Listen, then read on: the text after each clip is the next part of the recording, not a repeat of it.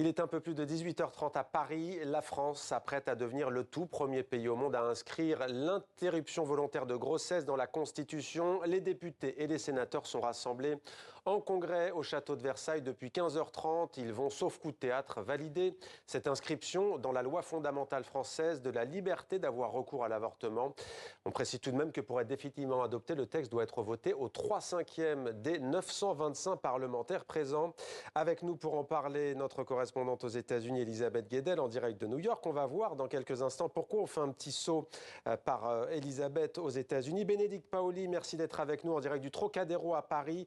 Vous êtes membre du bureau confédéral du planning familial. Et puis à Bruxelles, en Belgique, Sylvie Losberg, merci également d'être avec nous. Historienne, psychanalyste, écrivaine, militante féministe, spécialiste des droits des femmes. Bénédicte Paoli, on commence avec vous. Rassemblement ô combien symbolique donc au Trocadéro. Ce lundi 4 mars 2024 restera-t-il, selon vous, dans l'histoire comme une journée symbolique et éminemment historique ? Bah oui, je pense qu'en effet, ça va rester comme une journée historique. On entend d'ailleurs des you-you, on attend derrière des you-you derrière vous. Hein. Oui. oui, il y a une ambiance festive derrière moi. Et c'est l'aboutissement de quand même beaucoup de travail de toutes les associations féministes, du planning familial aussi bien sûr, mais les associations féministes, les parlementaires, la société civile qui a poussé les sénateurs à voter cette loi.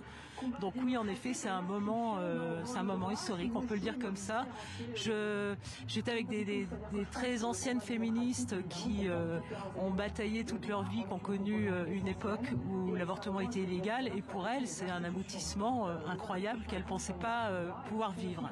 Et restez avec nous, on va voir Bénédicte Paoli tout à l'heure où en est exactement l'accès en France à l'IVG. On va faire un saut avant d'aller à Bruxelles, à New York. Elisabeth, l'histoire retiendra aussi sans doute que cette volonté française de graver dans le marbre de la Constitution l'avortement, elle est née après une décision de la Cour suprême américaine il y a quelques mois. Hein. Et oui, c'était un choc planétaire. Rappelez-vous, en juin 2022, la Cour suprême, les 9 juges, décident de ne plus garantir au niveau fédéral ce droit à l'avortement. Un droit acquis en 1973, qu'elle avait accordé d'ailleurs en disant que c'était un droit qui relevait de la vie privée. Donc, au niveau fédéral, c'était assuré. En juin 2022, elle a décidé que ce n'était plus, elle n'a pas supprimé ce droit à l'avortement, mais elle a décidé que ce ne serait plus au niveau fédéral, que chaque État devait décider s'il maintenait légalement le droit à l'avortement ou pas. Et donc, ça a déclenché évidemment une vague d'anti-avortement aux États-Unis. Plus d'une vingtaine d'États ont suivi cette décision. Donc, effectivement, c'est bien cette décision cruciale. Ça a dépendu de 9 juges seulement américains, cette décision qui a fait ce qui a déclenché cette décision française. Restez avec nous, Elisabeth. On vous retrouve tout à l'heure. Sylvie Losberg, comment vous, de Bruxelles, vous vivez cet événement qui se passe aujourd'hui au sein du Congrès de Versailles?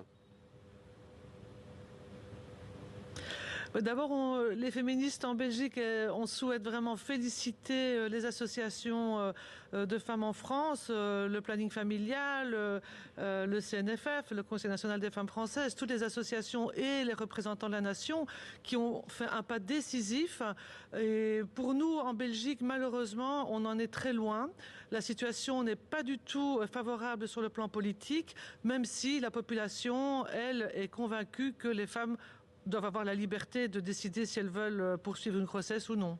Que dit la loi aujourd'hui en Belgique? Je rappelle qu'en France, depuis mars 2022, l'avortement peut être pratiqué jusqu'à la fin de la 14e semaine de grossesse. Qu'en est-il en Belgique? Il n'y a pas encore de dépénalisation?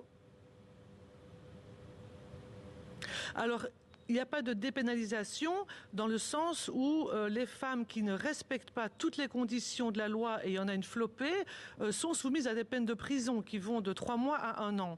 Alors évidemment, on ne poursuit pas, mais la loi dit que si on ne respecte pas toutes les conditions, les femmes, comme les médecins, peuvent être poursuivies pénalement. On fait semblant en Belgique qu'il y a une dépénalisation. En réalité, les conditions sur le terrain sont assez bonnes parce que nous avons des médecins et des accueillants qui font quelque part de la désobéissance civile. On a encore chez nous 1 semaine de délai d'attente pour obtenir une IVG avant 12 semaines. Donc c'est une une course contre la montre pour les femmes. Et malgré tous les efforts qu'on mène depuis des décennies, et surtout depuis 2015, où on a remis en question la loi de 90, qui était la première loi qui avait fait des avancées sur l'interdiction totale de l'avortement, parce que jusqu'en 90, c'était totalement interdit en Belgique, même si les médecins dans les plannings le faisaient depuis les années 70, eh bien, on n'a obtenu aucune avancée ou des avancées très cosmétiques. Donc 14 semaines en France, 12 semaines en Belgique, même si on vous comprend, c'est plus compliqué. Bénédicte Paoli, le planning familial en France se bat depuis toujours contre les tabous et les étapes qui stigmatisent les femmes qui souhaitent ou qui sont contraintes d'avorter. La situation s'est-elle améliorée ces dernières années en France, ou est-ce que ça reste encore compliqué selon les régions, selon sa classe sociale aussi ? Alors en effet, c'est très hétérogène sur tout le territoire français. Il y a des endroits où c'est compliqué, où les femmes elles sont obligées de faire 50, 60, 70, 80 km parfois pour trouver un professionnel pour les prendre en charge. Comme on sait qu'en plus, parfois il y a beaucoup de rendez-vous, eh bien c'est vraiment très compliqué. Nous on est vraiment pour simplifier cette procédure et ce parcours. Et puis il y a encore aussi beaucoup de propos jugeants, culpabilisants. Les femmes connaissent pas leurs droits en fait, et du coup parfois elles se retrouvent face à des professionnels qui par exemple leur font payer une échographie très chère alors que normalement c'est pris en charge à 100%. Donc en fait il y a plein d'obstacles qui fait que c'est souvent un parcours de la combattante. Alors pas toujours, parfois ça se passe très bien, mais il y a encore beaucoup de cas où c'est compliqué. Alors j'aimerais que l'on écoute maintenant Gabriel Attal, le Premier ministre français, qui s'est exprimé donc avant le passage au vote, qui on rappelle n'a toujours pas eu lieu à l'heure qu'il est. On écoute Gabriel Attal. Oui, la liberté d'avorter reste en danger, consubstantiellement menacée. Car tout dans notre histoire le prouve. Nos libertés sont par essence menacées, par essence fragiles, par essence à la merci de ceux qui en décident. Et lorsqu'on veut s'en prendre aux libertés d'un peuple, c'est toujours par celle des femmes qu'on commence. Simone de Beauvoir, encore une fois, avait raison. Bénédicte Paoli, est-ce que cette inscription dans la Constitution protège, selon vous, cette liberté pour les femmes qui, de la bouche du Premier ministre, est en danger et peut être en danger ? En tout cas, on peut dire que l'IVG devient un droit fondamental en France. Donc c'est quand même une sécurité supplémentaire pour ce droit. Après, évidemment qu'il n'est pas totalement protégé, mais c'est une sécurité en plus, en tout cas. Alors je précise tout de même que tout à l'heure, je disais que c'était le seul pays au monde, de manière aussi explicite, parce qu'il y a déjà l'exemple de Cuba, de l'Équateur, l'exemple aussi de plusieurs républiques de l'ex-Yougoslavie. À l'époque déjà de Tito, la Yougoslavie faisait mention de la liberté pour les femmes de faire naître un enfant ou non, mais encore une fois, ce n'était pas aussi explicite que le fait aujourd'hui la France, ou qu'elle s'apprête en tout cas à le faire. Elisabeth Guedel, en direct des États-Unis, quelle est aujourd'hui la situation des femmes ? On vous a compris tout à l'heure, elle s'est aggravée depuis la décision de la Cour suprême. Oui, la conséquence de cette décision, puisque ça se passe au niveau des États, donc chaque État, qu'il soit conservateur ou plutôt progressiste, eh bien, décide sur cette question. Ce qui fait qu'il y a une vingtaine d'États qui ont plus ou moins interdit l'IVG, parfois complètement. Par exemple, dans le Mississippi ou dans le Missouri, vous ne trouvez plus aucune clinique qui pratique l'IVG parce que sinon, c'est des poursuites, voire des peines de prison pour les médecins qui pratiquent l'IVG. D'autres, comme à New York, eh bien, accueillent beaucoup de femmes qui, justement, dans leur État, ne peuvent pas avorter. D'ailleurs, une femme sur 4, 25% des femmes aux États-Unis ne peuvent pas avorter là où elles habitent, dans l'État où elles habitent, ce qui est absolument énorme. Je peux vous dire qu'il y a 20 ans, quand je suis arrivée aux États-Unis, jamais je n'aurais pensé que ce droit serait remis en question.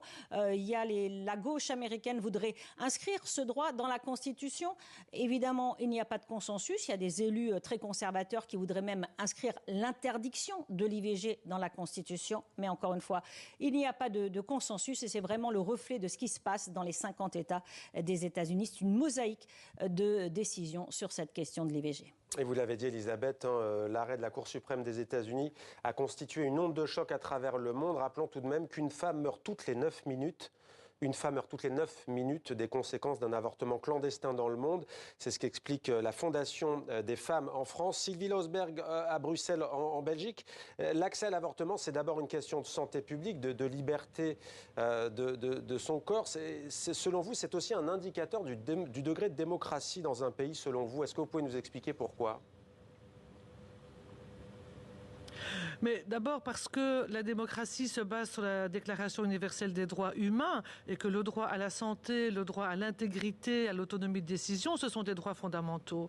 Et qu'en Belgique, on voit une instrumentalisation aussi sur le plan politique du dossier, avec un Parlement qui a été finalement très convaincu d'une amélioration possible de la loi il y a 2 ans, mais la formation du gouvernement a empêché un vote. Ça veut dire que l'exécutif prend le pas sur le Parlement, ce qui est totalement inadmissible et qui est en fait vraiment une entrave à la démocratie. On a en Belgique un parti flamand, néerlandophone catholique, qui, avec les nationalistes et l'extrême droite, empêche toute avancée sur ce dossier, et les autres partis sont pieds et poings liés parce que, comme vous le savez, nous sommes aussi soumis au risque de la montée de l'extrême droite, particulièrement dans le nord du pays, qui est quand même le premier parti du nord du pays en Belgique actuellement. Et donc on voit que la pression des nationalistes et de l'extrême droite, ainsi que des partis d'obédience chrétienne, maintiennent finalement cette situation qui, sur le plan politique, est inadmissible. Même si, je le répète, sur le plan de la prise en charge, c'est assez bon en Belgique. On a eu aussi un groupe d'experts avec toutes les universités du pays qui ont des facultés de médecine, et des catholiques flamands, francophones et laïcs, qui ont fait 25 recommandations à la demande du gouvernement, des recommandations qui suivent vraiment toutes les demandes du terrain. Et ce rapport a été publié il y a 1 an et il n'y a aucune suite pour le moment. Et donc on approche des élections et malheureusement nous craignons que nous ne puissions pas avancer sur ce dossier.